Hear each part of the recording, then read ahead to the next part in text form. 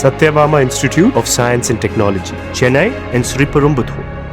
கன்னியாகுமரி மாவட்டத்தை சேர்ந்த 11ஆம் வகுப்பு படிக்கும் 16 வயது சிறுவன் ஒருவன் தனது தாய் தந்தையுடன் கோவிலுக்கு செல்வதற்காக கடந்த 2026 மே 25ஆம் தேதி காலை 6:30 மணிக்கு சென்னையில் உள்ள அவரது உறவினர் வீட்டுக்கு வந்துள்ளார்.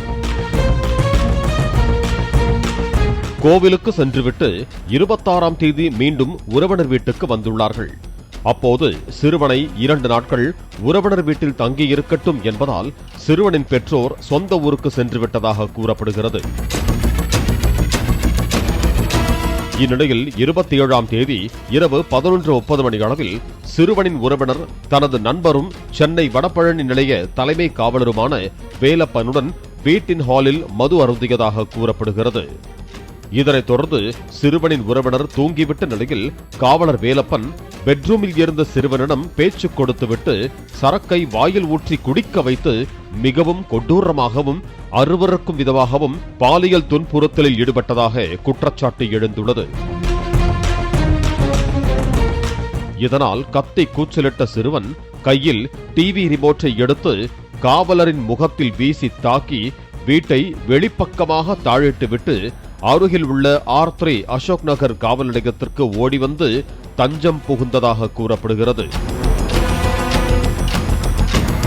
சிறுவனின் பதற வைக்கும் வாக்குமூலத்தை கேட்டுக்கொண்ட R3 மெயின் ரோந்து வாகன SI சரவணன் விசாரணை செய்ததை தொடர்ந்து இரவு ரோந்து பணியில் இருந்த R8 வடபழனி குற்றப்பிரிவு இன்ஸ்பெக்டர் சிங்காரவேலன் மற்றும் மாம்பலம் உதவி ஆணையாளர் சுரேஷ்குமார் ஆகியோர் சம்பவ இடத்திற்கு வந்து விடியற் காலை 4:30 மணி அளவில் விசாரணை மேற்கொண்டனர்.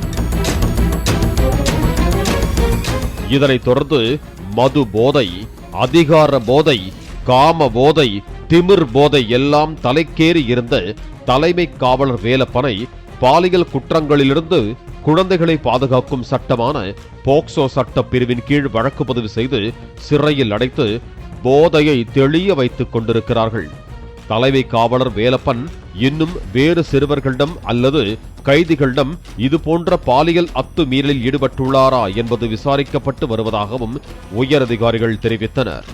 பாலிமர் செய்திகளுக்காக செய்தியாளர் கதிரவன். Satyabama Institute of Science and Technology, Chennai and Sriperumbudur.